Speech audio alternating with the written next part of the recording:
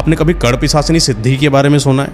हाँ, अक्सर बुजुर्ग लोगों से सुना है। हाँ, ये एक तरीके की ऐसी पिशाचिनी होती है जिसको इंसान सिद्ध करता है। आजकल के ज़माने में भी कई लोग ऐसे हैं जो कड़ पिशाचिनी को सिद्ध करते हैं। और अगर आपने कड़ पिशाचिनी को सिद्ध कर लिया तो आप एक ऐसे इंसान बन जाओगे जिसके पास पावर्स ही पावर्स आ जाएंगी। इस इंसान को जो चाहिए, पैसा, धन, वैभव, संपदा, जो भी संपत्ति जितनी भी चाहिए, हर कुछ पा सकता है। लेकिन जब इतने किसी इंसान को प्रॉफिट मिलते हैं तो कहीं ना कहीं उसके दुष्परिणाम भी होते हैं। कोई अगर आप दैवी शक्ति को सिद्ध करते हो तो वो चीज़ आपके लिए हितकारी होती है, आपको अच्छा परिणाम देती है। लेकिन वहीं पर अगर आपने किसी तामसिक शक्ति को सिद्ध कर रखा है, जैसे कड़ पिशाचिनी हो गई या अप्सरा सिद्धि हो गई या आपने बैताल सिद्धि कर रखा है, तो आपकी जिंदगी बर्बाद होने वाली है। इसे कौन सिद्ध कर सकता है? इसे कोई भी सिद्ध कर सकता है, आप भी सिद्ध कर सकते हैं। एक मंत्र होता है, नियम होता है, लेकिन बस रिस्क इतना होता है कि अगर आपने सही से इनकी चीज़ों को नहीं करा, सिद्धि के दौरान कुछ गलती कर दी, या जब सिद्ध हो जाती है कड़ पिशाचिनी जो आपसे वचन मांगती है, अगर आप उस वचनों पर खरे नहीं उतरते हो तो आपको बर्बाद कर देती है, मार देती है, आपके कान में चिल्लाती रहती है। कड़ पिशाचिनी एक ऐसी पिशाचिनी है जो कान में बुदबुदाया करती है, वर्तमान, भूत, भविष्य, हर चीज़ के बारे में बताया करती है। आपसे अगर कोई इंसान मिलता है, उस इंसान के पास कितना पैसा है, उसका रवैया कैसा, उसके परिवार में कितने लोग हैं, क्या करता है, क्या नहीं करता है, उसके गुप्त राज, सब कुछ बता सकती है कड़ पिशाचिनी। लेकिन वही बात है ना कि अगर आप कोई तामसिक शक्ति सिद्ध करोगे तो आपको नुकसान तो झेलने पड़ेंगे ही। तो ऐसे ही एक कहानी है जो कि सत्य घटना पर आधारित है। एक इंसान होता है जो कड़ पिशाचिनी को सिद्ध कर लेता है, फिर वो कुछ ऐसी गलती कर देता है जो कड़ पिशाचिनी को पसंद नहीं आती है। फिर कड़ पिशाचिनी उसके साथ क्या करती है, इस चीज़ के बारे में आज मैं आपको बताने वाला हूँ। सत्य घटना पर आधारित है। महाराष्ट्र के रहने वाले एक दूर गांव की तरफ एक लड़का रहता है, मतलब एक आदमी ही इसको कह लो। इसका नाम बबलू होता है। समय के साथ ये थोड़ा सा आगे बढ़ता है, शहर की तरफ महाराष्ट्र आता है और महाराष्ट्र रेलवे डिपार्टमेंट में इसको एक टीसी की जॉब लग जाती है। देखिए, जो इंसान जो बबलू है, वैसे तो टीसी की जॉब लग गई है, जो कि अपने आप में एक सम्माननीय बात है, लेकिन नियत का बहुत बदतमीज इंसान है। ये समझ लीजिए कि इसने अपनी ज़िंदगी में जुआ खेलना ही अपना पहला धर्म माना। जुआ खेलना, पैसा बर्बाद करना, शराब पीना, दारू, ये जितने भी गलत काम होते हैं सब इसने करा। अपने समाज के रिश्तेदार हो गए, दोस्त हो गए, जितना, ऐसा कोई इंसान नहीं बचा होगा इसके गांव में जिसने इसने कभी ना कभी उधार ना लिया हो। और हर किसी से उधार लेकर जब इतना इसके ऊपर प्रेशर आ गया कि हर कोई मांगने लगा, तो इसने अपने गांव को छोड़ दिया और महाराष्ट्र में टीसी की नौकरी करके अपना जीवन गुजर करने लगा। लेकिन इसकी आदत नहीं गई। वही दारू पीना, शराबी हो गया, जुआ खेलना, सट्टेबाजी करना और इच्छा रखना कि मैं पैसा जीतूंगा, मैं बहुत बड़ा आदमी बनूंगा, टीसी बना हूँ, फिर बहुत कुछ करूंगा। मतलब लाइफ सपने बहुत थे इस इंसान। बर्बाद इंसान था। बर्बाद भी था और अपने आप को बहुत कुछ करना भी चाहता था। मन में था इसका कि एक बहुत अमीर इंसान बनेंगे और अपने गांव में जाकर हर एक इंसान का कर्जा उतार देंगे और अपने रिश्तेदारों में नंबर 1 टॉप पर आएंगे। रातों रात अमीर हो, रातों रात अमीर। कुछ ऐसे की युक्ति चाहिए थी, जल्दबाजी में बहुत एक ऐसा इंसान था, जुगाड़ू आदमी था एक तरीके। इसकी टोपी उसके, उसकी टोपी, ऐसा इंसान था। गाँव में इसकी पूरी फैमिली भी थी। बाप इसके नहीं है, पत्नी इसकी थी, इसकी हरकतों की वजह से छोड़कर मायके चली गई थी, तलाक दे दिया यूँ कहो। और ये जब बहुत ज़्यादा परेशान हो गया तो महाराष्ट्र में आ गया, टीसी की नौकरी लग गई। अकेले रहता था? हाँ, यहाँ महाराष्ट्र में अकेले रहता था। तो वही रूम पर रहता था। इसने दादर, एक स्टेशन लगता है जो कि नाम से दादर है, एक जगह पर, वहाँ पर है। तो हाँ, वहीं मुंबई से थोड़ा सा आगे। तो ये वहाँ से ट्रेन पर बैठता था अपने स्टेशन से, और उस ट्रेन पर चढ़ने के बाद हर एक इंसान की टिकट चेक करना कि कोई इंसान गलत तो नहीं है, टिकट लिया कि नहीं लिया, इस तरीके से वो चेक करता था। नियत यहाँ भी इसकी थोड़ा गलत ही रहती थी। अगर किसी इंसान ने टिकट नहीं लिया तो जुगाड़ से उससे थोड़ा पैसा ऐंठ लेता था और डिपार्टमेंट को दिखाता ही नहीं था, रिश्वत ले लेता था और उसको जुगाड़ से भेज देता था।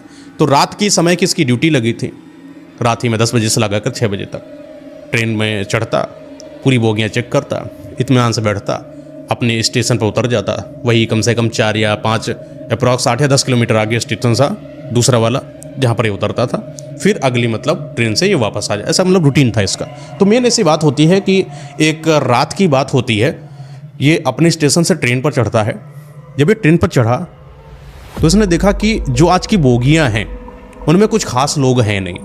पूरी ट्रेन को चेक करके आया, वही हर किसी बोगी में 2-3 आदमी बैठा, कोई खास नहीं। हर किसी से पूछा, भैया टिकट लाया, टिकट दिखाया। आज का दिन इसका बड़ा शांत था और दिन भर से बड़ा परेशान भी था कि एक तो एक जुआ खेला था इसने, सुबह हार गया था, जो भी इसके पास पैसा था वो भी गंवा चुका था। इसके पास पैसा नहीं था तो हताश हो चुका था और एक सीट पर आकर बैठ गया। इसकी नज़र पड़ती है उसी बोगी में थोड़ी दूर एक कोने में बैठा हुआ एक इंसान इसको नज़र आता है। इसको लगता है कोई हरकत हुई वहाँ पर। ये खड़ा हुआ और बोला कौन है? किसी की आवाज़ नहीं आई वहाँ पर। आगे बढ़ता है, नज़दीक जाने की कोशिश करता है। छोटी टार्च होती है इसके हाथ में, तो टॉर्च से लगा कर देखता है कि कौन है वहाँ। तो उसकी नज़र जो टार्च की जो लाइट है वो एक इंसान पर पड़ती है, और वो एक इंसान थोड़ा बदसूरत सा इसको दिखाई पड़ता है। लंबे लंबे बाल, तांत्रिक होता है कुल मिलाकर, अघोड़ी टाइप। अघोड़ी टाइप। जब इसने टार्च लगाई तो एकदम से ऐसे तिमिला के अघोरी उठा। कौन है? चिल्ला के बोला डरावनी आवाज़ में। फिर बोला ये जो टीसी मतलब बबलू है। कौन? क्या कौन बैठा वहाँ पर? कोई नहीं, कोई जवाब नहीं आया। फिर पूछा कौन हो तुम? टिकट लाए हो? कोई जवाब नहीं। फिर बोला कि कौन हो, खड़े हो जाओ, अगर टिकट नहीं लाए हो तो मैं अभी उतार दूंगा तुम्हें। सामने से जवाब आया, मुझे टिकट की जरूरत नहीं पड़ती, मैं जहां चाहूं मैं वहां घूम सकता हूं, और मैं यहां बैठा हूं, अभी पल जाएंगे मैं कहीं और हो जाऊंगा। ये बोला क्या ड्रामा कर रहा है, खड़ा हो। ये भी थोड़ा मतलब मन का बहुत कठोर आदमी था, डरता किसी से नहीं था। पहुंच गया बाबा के पास, ऐसे मतलब टार्च लगाया तो तांत्रिक ऐसे मुस्कुरा के एकदम सर ऊपर करे, बोले जगतपाल तुम क्यों चिल्ला रहे हो मेरे ऊपर? बबलू थोड़ा सा सनक गया। जगतपाल बोल रहा है। जगतपाल, इसने जब नाम लिया इसके पसीने छूट गए, क्योंकि जगतपाल तो इसका बचपन का नाम था। ये टीसी का। और जो जगतपाल इस पूरे महाराष्ट्र में कोई नहीं जानता था। जगतपाल नाम बुलाए हुए आज कम से कम 20-25 साल हो गए हैं। किसी ने जगतपाल के नाम से इनके माँ बाप के तलक नहीं बुलाया। बाबा कैसे जानता है जगतपाल? बाबा से बोला आप हमारा नाम कैसे जानते हैं? बोला कि नाम तो नाम है, हम सब जानते हैं तुम्हारे बारे में। तुम कौन हो, यहाँ क्या कर रहे हो, तुम कैसे इंसान हो, कितना जुआ खेलते हो, कितना पैसा बर्बाद कर चुके हो, कितने कर्ज में डूबे हो, तुम सब जानते हैं तुम। बोला कोई भी हो तुम, खड़े हो जाओ, टिकट दिखाओ, चलते बनो। इसके अंदर एक गुस्सा आया बहुत तेज। टीसी था तो टीसी का धर्म अपना अदा कर रहा था। तो वो बोला कि मैं टिकट तो नहीं दिखाऊंगा, लेकिन आज मैं तुम्हें बहुत कुछ दिखा दूंगा तुम्हारे बारे में। बोला कि तुम यहाँ चल रहे हो बिना टिकट के, मैं तुम्हारे ऊपर कंप्लेन कर दूंगा, अभी तुम्हें पुलिस खींच कर लेकर जाएगी। बोला मैं चलता फिरता जिंदा लाश हूँ, मुझे कोई पकड़ नहीं सकता, अगर कोई मुझे पकड़ेगा तो मैं उसको बर्बाद कर दूंगा, और तुम आना चाहते हो तो मेरे पास आ जाओ, मैं तुम्हें बर्बाद कर दूंगा। ऐसा बातें चल रही थी आपस में। ये टीसी जो था बबलू थोड़ा सा तो घबराया अंदर से कि ये क्या हो रहा है, और अजीब सी डरावनी आवाज़ में वो बोलता कि ये जो धन, ये पैसा, ये लालच, ये सब कुछ नहीं होता है, सब तो छोड़ कर चले जाना है। ये संसार कुछ नहीं है, संसार सिर्फ मुर्दों का घर है, मर जाना है एक ना एक दिन, सबको निकल जाना है, सब मोह माया है, सब मोह माया है। आज तुम टीसी हो, कल तुम मर जाओगे, कल तुम जमीन में चले जाओगे, सब मिल। बोला भाषण ना दो बाबा, ज्ञान मत दो, टिकट दिखाओ। टिकट तो नहीं है। तो बोले कि टिकट तो नहीं दिखाऊंगा, लेकिन मैं तुम्हारे बारे में कुछ ऐसा जरूर बता दूंगा जो तुम्हें पता नहीं होगा। या यूं कहे मैं तुम्हारे बारे में बहुत सच्चाई मैं जानता हूं। तुम उस गांव के हो और तुमने लोगों से कर्जा ले रखा है, तुमने अपने मामा का कर्जा मारा है, तुमने अपने ताऊ का कर्जा मारा है। जब ऐसा इन्होंने बोला तो जो बबलू था अंदर से सहमा, इसको लगा कि ये मेरे बारे में इतना कैसे जानता है। जिस तरीके से बातें चल रहे थे, वो जिस तरीके से तांत्रिक बाबा इनको सब बता रहे थे, बबलू को भरोसा तो होने लगा कोई अजीब सा इंसान बैठा है। बोला बाबा आप हमारे बारे में इतना कैसे जानते हो? बोला मैं सब जानता हूँ, मैं मर चुका हूँ, मैं सब जानता हूँ। मैं तुम्हारे बारे में, तुम भविष्य में क्या करोगे ये भी मैं जानता हूँ, तुम अभी जाकर घर पे क्या करोगे ये भी मैं जानता हूँ। बोला बाबा मजाक ना करो, पिक्चर लगता आप ज़्यादा देख लिया है, लगता आपको बॉलीवुड का घुस गया है आपके दिमाग में। पिक्चरों से निकलो और मेरा टिकट दिखाओ, मैं भी चलूँ, आप भी शांति से बैठो। माने नहीं, तांत्रिक बाबा से बातें चल रही थी। तो उसने बोला कि अच्छा काम करो, आप बहुत बोल रहे हो, तो तुम मेरे बारे में कोई एक ऐसा गुप्त राज बता दो जो किसी को नहीं पता, जो सिर्फ मुझे पता है। तांत्रिक बोला इसमें क्या है, मैं बता देता हूँ। कुछ 20-22 साल की उम्र थी तुम्हारी, और तुम्हारे जो पापा हैं उनको ब्रेन ट्यूमर हो चुका था, वो आईसीयू में भर्ती थे। तुम्हारे पास पैसा नहीं था, तुम्हारे घर वालों के पास, तो तुम्हारी माँ ने ज़मीन बेचा था, और वो ज़मीन का जो पैसा मिला था वो घर में रख दिया गया था, और तुमने वही ज़मीन का पैसा चुरा लिया। क्यों? क्योंकि तुम्हें जुआ खेलना था। और जब माँ ने पूछा कि पैसा कहाँ गया तो तुमने बहाना बना दिया कि कोई चोर आया था और घर से पैसा उठाकर लेकर भाग गया। तुम इतने कुकर्मी थे कि तुम्हें इस चीज की भी तनिक चिंता नहीं थी कि तुम्हारा बाप आईसीयू में पड़ा हुआ है, और तुम्हें चिंता तो बस इसकी थी कि तुम जुए में जो पैसा लगाओगे उससे कितना प्रॉफिट होगा। और थोड़ा समय बीता था, तुम्हारे बाप मर चुके थे, मरने का गम तक तुम्हारे अंदर नहीं था। तुम तो पैसे के लोभी थे, लालची कुकर्मी बेटे थे तुम अपने बाप के। ये जैसे ही बबलू ने सुना, बबलू एकदम दंग रह गया, बिल्कुल बोला अरे गजब, ये क्या हो गया, ये तो वो बात है जो इसने किसी को नहीं बताया। अब इसको 100% भरोसा हो गया ये असली वाले बाबा है, इनको सब पता है। बोला बाबा आप तो अंतर्यामी हो, बाबा आप तो हमारे बारे में सब जानते हो। पैर पड़ गया बाबा के। बाबा बोले कि मैं आज यहाँ पर आया हूँ तो कोई काम से आया हूँ। बोले बाबा क्या काम है? आज तुम्हारे ऊपर जितना भी कर्ज है वो मैं सब उतरवा दूंगा। ये समझ लो तुम इतने अमीर बनने वाले हो, जो तुम सोचते हो ना कि मेरे पास ये घर, ये गाड़ी, ये बंगला सब मिलेगा तुम्हें बहुत अमीर बना दूंगा मैं। ये बात जैसे ही बबलू ने सुना, बबलू खुश हो गया, बहुत खुश हो गया।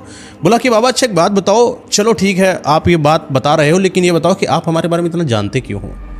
तो तांत्रिक बाबा बोले क्योंकि मेरे पास एक सिद्धि है जिसका नाम है कर्ण पिशाचिनी सिद्धि। बबलू बोला कैसे सिद्ध करते इसे? बोला सिद्ध करना बहुत मुश्किल है, सालों लग जाते हैं। मैंने 2-2, 3-3 साल तपस्या करी है, तब जाकर आज मेरे पास ये कर्ण पिशाचिनी सिद्धि है, जिसके बदौलत ही मैं तुम्हारे बारे में सब कुछ बता पा रहा हूं तुम्हें, और यहां तक जो भी चाहूं मैं वो कर सकता हूं। ये ट्रेन चल रही है, मैं ट्रेन रोक सकता हूं, ट्रेन पलट सकता हूं, मैं बहुत कुछ कर सकता हूं जो तुम्हारी सोच के परे है। ये एकदम बबलू के अंदर जिज्ञासा पैदा हो गई, जो कि बचपन का जगतपाल था। और ये बार बार बबलू नहीं बार बार जगतपाल बोलता था। तो जगतपाल, अब समझेंगे इस स्टोरी में इनको, और जगतपाल के अंदर इच्छाएं बहुत पैदा हो गई कि बाबा मुझे भी चाहिए कर्ण पिशाचिनी। बाबा बोला ऐसे नहीं मिलता, हर कोई सिद्ध करना पड़ता है, बहुत मेहनत लगती। बाबा कोई आसान तरीका है क्या? हाँ आसान तरीका है। अगर मैं चाहूं या कोई सिद्ध पुरुष चाहे जिसने कर्ण पिशाचिनी को सिद्ध कर लिया है, वो चाहे तो तुम्हें अपनी कर्ण पिशाचिनी सिद्धि दे सकता है। तो इसको लगा कि शायद मुश्किल है, कौन ही मुझे देगा, वो भी कर्ण पिशाचिनी सिद्धि जिसको 2 साल 3 साल लगे सिद्ध करने में। बोले बाबा तो आप मुझे कोई युक्ति बताइए ना कि कैसे करें, बड़ा लंबा समय है 3 साल, कुछ आसान बता दीजिए। बोले आसान चाहते हो? बोला हाँ, मैं अपनी कर्ण पिशाचिनी सिद्धि तुम्हें दे दूंगा। जगतपाल बहुत खुश हो गया कि बाबा उसको कर्ण पिशाचिनी सिद्धि दे देंगे। तो जगतपाल ने पूछा कि बाबा सच में आप हमको ये दे दोगे? बाबा बोले हाँ तुमको दे देंगे, यही हमारा उद्देश्य है, इसीलिए हम तुम यहाँ पर आए हैं, तुमको देंगे, बिल्कुल देंगे। लेकिन याद रखना कि कर्ण पिशाचिनी सिद्धि अगर तुमने ली, इसके दुष्परिणाम बहुत ज़्यादा होते हैं। बोले क्या दुष्परिणाम है? दुष्परिणाम ये है कि कर्ण पिशाचिनी आपके कान में बुदबुदाया करेगी 24 घंटे।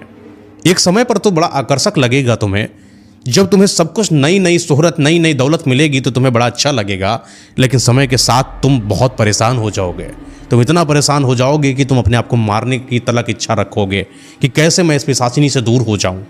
हर रात ये कर्ण पिशाचिनी तुम्हारे साथ संभोग करेगी, और अगर तुमने इसको सही से सेटिस्फाइड नहीं करा तो ये तुम्हारी जान ले लेगी। बदले में कुछ चाहेगी, और ये यही चाहती है तुम्हारा शरीर। वो हर चीज़ तुम्हें देगी, जो चाहते हो वो तुम्हें देगी, लेकिन बदले में रात को अपने शरीर को तैयार करके पूरे दिन में अपने शरीर को अर्पित करना पड़ेगा इसके सामने, जिससे ये भोग विलास कर सके, अपनी काम वासना की इच्छा को पूर्ति कर सके। ये चीज़ इसको ऑफर जैसा लगा जगतपाल को। बोला बाबा ठीक है। उस चीज़ का वो शौकीन भी था, थोड़ा सा भाव, भोग विलासिता, काम वासना, ये तो चाहिए था इसको। बड़ा खुश, बोला बाबा अब तो चाहिए। बाबा बोले ठीक है, तुम्हें जरूर ये चीज़ मिलेगी, लेकिन एक काम करो, आज मैं जा रहा हूँ। एक समय होता है, एक नियत समय होता है, एक नियत स्थिति होती है, तभी जाकर चीज़ों को दिया जाता है। और ये जो कर्ण पिशाचिनी सिद्धि है अमावस्या वाले दिन करी जाती है। तो मैं एक समय होगा, मैं तुम्हें बुलाऊंगा, अभी के लिए मैं जा रहा हूँ। तुम एक चीज़ देखो, पीछे कोई खड़ा है। ये जैसे पीछे देखता है, बाबा वहाँ से अदृश्य। पलट कर देखता है, बाबा कहाँ गए? बाबा है ही नहीं। देखा तो पूरी ट्रेन में बाबा गए नहीं। अगला स्टेशन आ जाता है जहाँ पर उतरता, वहाँ उतरा और देखा कहीं कोई नहीं। तो इसका मतलब ये है कि बाबा वहाँ पर अदृश्य हो चुके थे। 1 दिन, 2 दिन, 3 दिन, 4 दिन, 5 दिन ऐसे कुछ गुजरता चला गया, लेकिन बाबा का कोई संपर्क इनको नहीं मिला। होप इसकी जो थी वो इच्छा खत्म हो चुकी थी। इसको ऐसा लगा कि शायद उस रात जो भी हुआ ये सिर्फ एक भ्रम था, छलावा था, शायद हो सकता हो कोई, और ऐसा कुछ भी नहीं है कि कोई कड़पिशाच ने अपनी सिद्धि क्यों देगा हमको। एक बार की बात है, वही इसने अपने डिपार्टमेंट से छुट्टी ले रखी थी और रात के 11-12 कुछ आसपास बजा था। इसको सोने का मन करा, नींद आने लगी। जैसे ही सोने लगा इसको एक कॉल आता है और कॉल पे बोलते हैं, मैं वही हूँ जो तुम्हें ट्रेन पर मिला था और मैं तुम्हें एक नियत समय नियत स्थान देता हूँ। एक कब्रिस्तान की जगह है जहाँ पर है, वहाँ इन्होंने अपनी जगह बताई और बोले रात के 12 बजे के आसपास तुम कब्रिस्तान में आ जाना और तुम ऐसे ही चले आना, नहा धोकर, कुछ मत लेकर आना, बस तुम चले आना, भूलना नहीं। ये डेट है, ये अमावस की डेट है, ये स्थान है, सब कुछ बता दिया और फ़ोन काट दिया। फ़ोन किस नंबर से आया था, लैंडलाइन नंबर था, कुछ पता नहीं चला। दिन, स्थान, सब कुछ नियत हुआ। रात का समय आया और ये रात के 10 बजे ही कब्रिस्तान की तरफ रवाना हो गया। कब्रिस्तान के बाहर ही पहुंचकर इसने ऐसा अनुभव करा कि कुछ अजीब सा है इस कब्रिस्तान के माहौल में। बड़ा सन्नाटा सा, ऐसा लगा कि कोई साएं साएं की आवाज़ें आ रही हों, डरा देने वाली आवाज़ें आ रही हों। थोड़ा कुछ भागता हुआ नजर आया तो ऐसे इसने पलट कर देखा। इसको डर तो लगता था लेकिन इतना भी नहीं डरता था, दिल का थोड़ा मजबूत आदमी वैसे भी था, टीसी था, रात में घूमता था तो दिल का मजबूत था।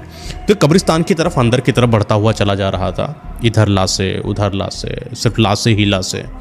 पूरा कब्रिस्तान लगभग ये पहुंच चुका था अंदर की तरफ, बीच में आ गया था कब्रिस्तान के बिल्कुल। और ये कब्रिस्तान ऐसा है जो जंगलों में बना हुआ है, दूर दूर तलक सिर्फ लाशें ही लाशें, कच्ची लाशें। ये जाता और देखता रहता, किसी के ऊपर किसी के, ऐसा मतलब चलता रहता। इसको दूर दूर तक कुछ दिखाई नहीं पड़ रहा था। इसको लगा हो सकता हो कि कोई गलत लगता है, कॉल आ गया मेरे साथ, कोई फिरकी ले रहा है। लेकिन इसकी नज़र एक दूर एक पेड़ पर पड़ी। पेड़ के नीचे कुछ जल रहा था। इसको लगा कब्रिस्तान में कोई जलता थोड़ी है, कब्रिस्तान में तो गाड़ा जाता है, शमशान में जलाया जाता है। कोई लाश भी होती तो गाड़ी जा रही होती, जलाएगा कौन। इसको लगा कि शायद वहाँ पर ही मंत्रोच्चारण हो रहा हो, शायद हो सकता हो यज्ञ वगैरह करने की कोई व्यवस्था हो। ये उसकी तरफ बढ़ने लगा, जलती हुई भट्टी की तरफ। बढ़ता बढ़ता नज़दीक गया तो देखा कि वही साधु बैठे हुए थे और आगे एक यज्ञ कुंड बना रखा है। उनके जस्ट बगल में एक लाश रखी है, एक लड़की की, निर्वस्त्र, नग्न, बहुत ही खूबसूरत। स्किन इतनी कोमल की जैसे चांद जैसी, आंखें बहुत प्यारी उसकी, लंबे बाल, घने केस जिसके चेहरे पर आ रहे थे और पूरी नग्न पड़ी हुई थी। इसकी इंद्रियां जवाब दे गई, ये अपने आप को संभाल नहीं पाया, खुश हो गया बहुत ज़्यादा देखकर, लेकिन डर भी रहा था। चट चट चट चट की आवाज़ें आ रही थी आग की। जब भी कुछ वो डालते तो आग चटचटाने लगती। पूरे वातावरण में इतनी शांति कि वो चटचटाहट की आवाज़ भी बहुत भयानक सी लग रही थी। बाबा आंख बंद किए, सिर्फ यज्ञ करते जा रहे थे, मंत्रोच्चारण कर रहे थे, मंत्रोच्चारण कर रहे थे। समय बीतता गया, आधा घंटा, 1 घंटा, 1.5 घंटा, 2 घंटा। जब मंत्र पूरे हो गए, ये जो तांत्रिक बाबा थे शांत हुए और बोले, जगतपाल जी बैठिए। जगतपाल बैठ गया। डरिए नहीं बिल्कुल भी। बोला, मैं डर ही नहीं रहा हूँ, मैं डर नहीं रहा हूँ बिल्कुल भी। एक काम करो जगतपाल, अगला जो मंत्र पढ़ने जा रहा हूं, इस मंत्र को तुम पढ़ो मेरे साथ। वो मंत्र था, मंत्र उन्होंने पढ़ा। यह मंत्र ऐसा था जो अपने कड़पिशाचिनी शक्ति को, सिद्धि को किसी दूसरे को ट्रांसफर करने का, देने का। हाथ में हाथ पकड़ा साधु ने, दोनों ने आंख बंद करा और कुछ था यज्ञ का सामान। बोले कि तुम डालते जाना मंत्र उच्चारित करते करते। वो डालता गया, मंत्र पढ़ता गया, डालता गया, मंत्र पढ़ता गया, वही उच्चारित करता गया जो बाबा उच्चारित कर रहे थे। उच्चारण हो गया, शांत बैठ गए सब। बाबा बोले, जगतपाल जी अपनी आंखें खोलो। आंखें खोला, अपना हाथ उनके ऊपर रखा और जैसे ही हाथ रखा, जगतपाल को ऐसा लगा कि कुछ अजीब सा इनके आसपास आ चुका है। कोई स्पर्श करने की कोशिश कर रहा है, कोई अजीब सी हवा है जो उसको ढकेलने की कोशिश कर रही है। जगतपाल ऐसे शांत होकर बैठा रहा। बाबा बोले कि हिलना नहीं, बस ऐसे बैठे रहना।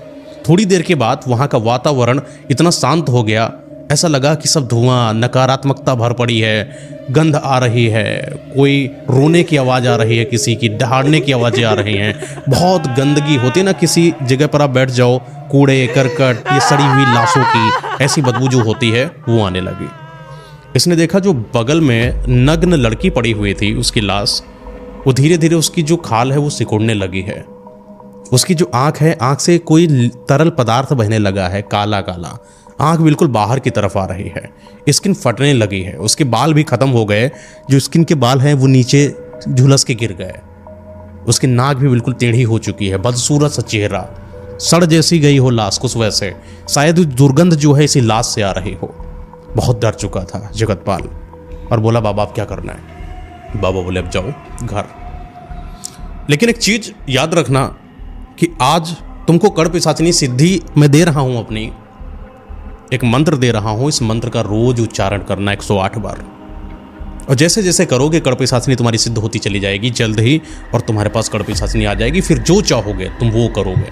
लेकिन ध्यान रहे कड़ पिशाचिनी संभोग चाहती है, कड़ पिशाचिनी रात में तुम्हारा शरीर चाहती है, कड़ पिशाचिनी तुम्हारे शरीर के साथ खुद को सेटिस्फाइड करना चाहती है। अगर तुमने कोई गलती कर दी तो तुम्हारे ऊपर भारी हो जाएगी। कड़ पिशाचिनी चाहती है जब तक वो तुम्हारे साथ रहे तुम कोई परस्त्री गमन ना करो, किसी दूसरी स्त्री के साथ संभोग बोलकर भी मत करना। अपने घर में जितनी भी देवी देवताओं की फोटो हैं उनको निकाल कर बाहर फेंक देना या काले कपड़े से बांध देना। अगर तुम्हारे घर में कोई मंदिर है उस पर ताला मार देना। अपने घर को पूर्णतया तामसिक बना देना। तुम्हारे घर में नकारात्मक शक्तियों का वास होना शुरू हो जाएगा आज से, क्योंकि आज के बाद कोई दैवी शक्ति तुम्हारे ऊपर नहीं होगी। तुम अब अधीन हो तामसिक और तांत्रिक शक्तियों के, तो तुम उनके अनुसार चलोगे। और कभी भी भूल कर पिशाचिनी को धोखा मत देना। अगर तुमने धोखा दिया तो ये पिशाचिनी तुमको बर्बाद कर देगी। बोला बाबा ठीक है, इतना जिंदगी बर्बाद है, इससे क्या बर्बाद करेगी? जुआ में पैसा हार गए, सब हार गए, अब कुछ तो बचा ही नहीं है। अब तो कुछ भी मिल जाए, बाबा मरना चाहते हैं, मरने से ज़्यादा क्या ही बदतर होगा। बोले समय बताएगा। बाबा बोले समय का बड़ा खेल होता है, समय तुम्हें वो दिखा देगा जो तुम सोच भी नहीं सकते। बोले बाबा व्यंग कस रहे हैं क्या आप हमारे ऊपर? कुछ भी नहीं होगा। बोला ठीक है कोई बात नहीं, बस ध्यान रखना जो वचन है यही वचन है, इनका ध्यान रखना, गलती मत करना। मैं फिर बोल रहा हूँ गलती मत करना। बोले बाबा मैं बच्चा नहीं हूँ, बहुत समझदार हूँ, नहीं करूँगा। उठा चला गया। घर पहुँचते ही जितने भी घर के मंदिर की फोटो थी सबको लिया, काले कपड़े में बांधा। उसके घर में एक मंदिर था, ये जितनी भी मूर्तियाँ थी सबको काले कपड़े में बांधकर उसी मंदिर में रख दिया और बाहर से ताला मार दिया। जिंदगी में अब मंदिर का दरवाजा नहीं खुलेगा, ऐसा इसने अपने अंदर से रखा था। इसके जस्ट नीचे घर के बेसमेंट था, उस बेसमेंट में स्टोर रूम था। स्टोर रूम में बहुत अंधेरा रहता था और ये अपने आप को जब भी कोई 108 मंत्र का उच्चारण करना होता तो उसी बेसमेंट के कमरे में जाता और वहीं पर उच्चारित करता और चला आता। 1 दिन 2 दिन 3 दिन 4 दिन 5 दिन ऐसे हफ्तों बीत गए, लेकिन इसको कुछ आभास नहीं हुआ या कुछ संकेत नहीं मिला। कुछ ऐसी शक्ति इसके साथ है, कुछ इसको लगा ही नहीं। इसको लगा वो व्यर्थ हो रहा है, सब फालतू है। मैं जाता हूँ रोज मंत्र पढ़ता हूँ, कोई मतलब नहीं, बाबा ने मुझे फिर बेवकूफ बना दिया। लेकिन एक समय की बात है, ये ट्रेन पर वही बोगियों में चढ़ा था और चेक कर रहा था।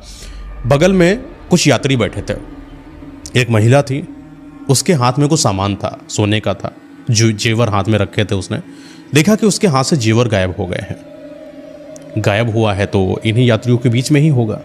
टीसी पहुंचते हैं, मतलब जगतपाल जी इधर उधर देखते हैं, कोई बता नहीं रहा कि किसने चोरी करा किसने नहीं करा। औरत हाय पीट रही है, हाय मेरा गहना चला गया, हाय मेरा जेवर चले गए, कोई दिला दो कोई दिला दो। कोई दिला नहीं रहा है। इसके कान में एक अजीब सी आवाज आई। वो जो 13 नंबर की सीट पर बैठा हुआ लाल कपड़े में इंसान है, ऊपर वाली जेब में देखो उसके।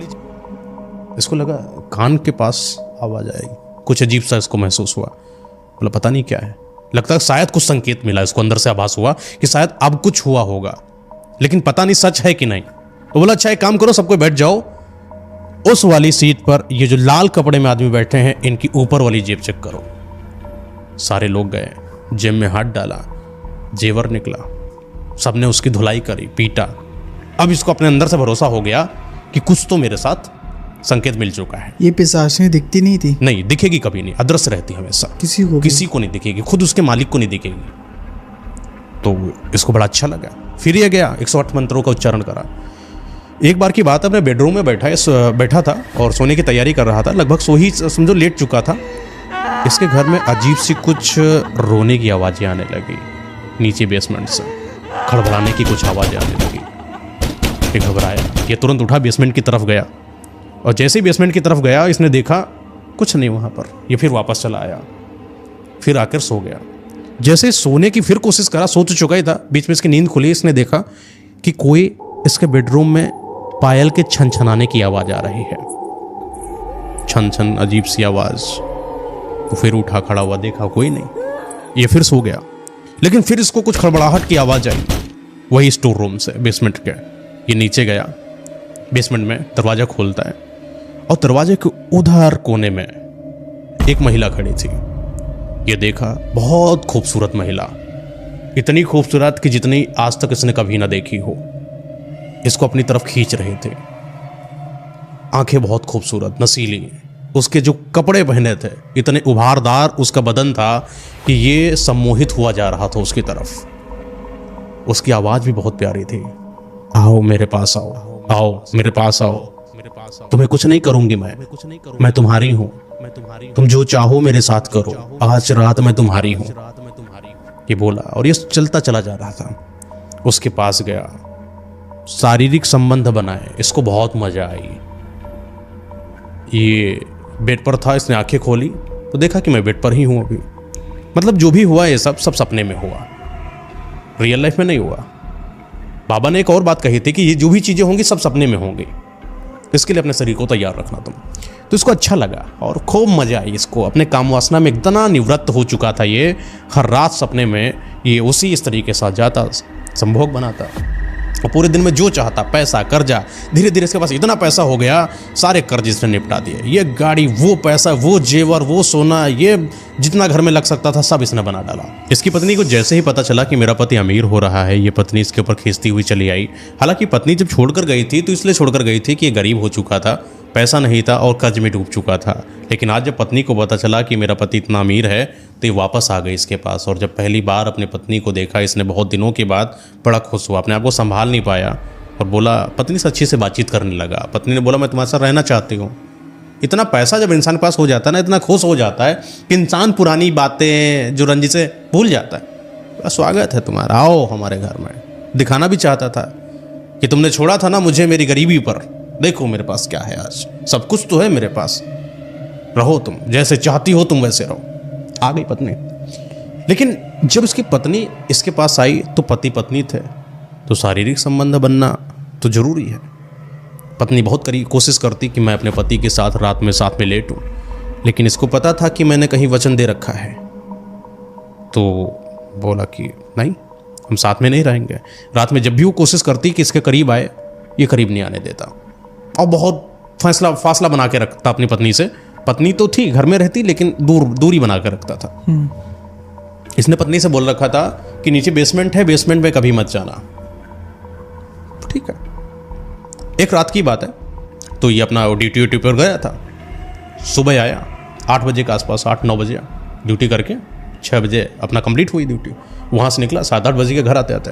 तो जब घर आया तो इसने क्या देखा कि मेरे घर में आरती की आवाज़ आ रही है, कोई घंटी बजा रहा है।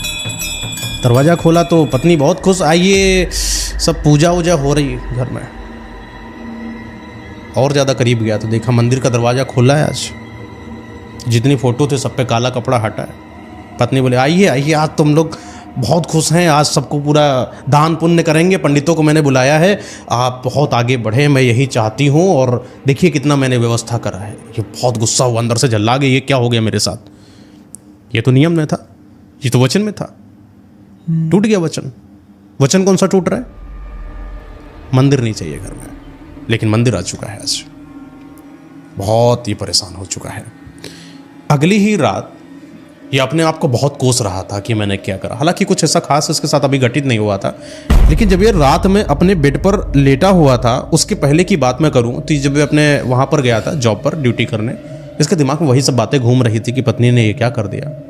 बहुत तेज चिल्लाया था पत्नी के ऊपर, और पत्नी भी बोली, ये सब क्या कर रहे हो, अजीब सी हरकतें कर रहे हो, मंदिर की सारी भगवानों को बांध के फिर तुम मंदिर में डाले दे रहे हो। लड़ी थी पत्नी, तो ये भी लड़ा था, तो अंदर से थोड़ा था, अंदर गुस्सा भी था, प्यार भी था दोनों। और चाहता तो था पत्नी को सब कुछ बता दे, लेकिन क्योंकि बंधा हुआ था तो बता सकता नहीं था कि मैं किस क्या आघोष में हूँ। हालांकि मंदिर वगैरह सब बंद हो गया, पूजा पाठ सब कुछ खत्म हो गया था। इसने बोला मेरे घर में कोई पूजा नहीं होगी आज के बाद, सब बोल के आया, लड़ झगड़ के आया था। तो जब अपनी ड्यूटी कर रहा था, सही से ड्यूटी नहीं कर पाया और बहुत दिमाग इसका खराब हुआ, तो ये दारू के ठेके पर गया, बहुत दारू पी ली इसने। वही 8-9 बजे जब अपने घर पहुंचा तो आज इसने इतनी दारू पी रखी थी कि उठ भी नहीं पा रहा था। अपने घर में गया, सोने लगा जब, तो पत्नी ने उसी रात इसके बेड पर देखा कि ये बहुत परेशान है, तो चलो आज मैं इसके साथ सो जाती हूँ। पत्नी इसके पास आई, करीब आई, क्लोज आई, इसके साथ लेटी, और ये दारू में इतना दारू के मतलब नशे में इतना धोत था कि इसने भी अपने आप को नहीं संभाला। इतने जमाने के बाद आई पत्नी के साथ शारीरिक संबंध आज इसने बना लिया। और जब ये उठता है इसकी हालत खराब। नियम टूटा पहला, नियम टूटा दूसरा, अब क्या बचा था? तो सब खत्म होने वाला है। डर गया, सहम गया। ये सब क्या हो गया? तुमने सब बर्बाद कर दिया मेरा, अब मैं सब बर्बाद हो जाऊंगा, मेरे पास कुछ नहीं बचा। पत्नी सोची क्या हड़बड़ा रहा है, और हड़बड़ाहट में उठा और भाग के अपने आप को बेसमेंट में बंद कर लिया, अंदर से दरवाजा। और जब बेसमेंट के अंदर से बंद कर लिया तो पत्नी इसके पीछे भागती भागती गई, दरवाजा खोलने की कोशिश करा लेकिन कुछ नहीं, क्योंकि अंदर से बंद है।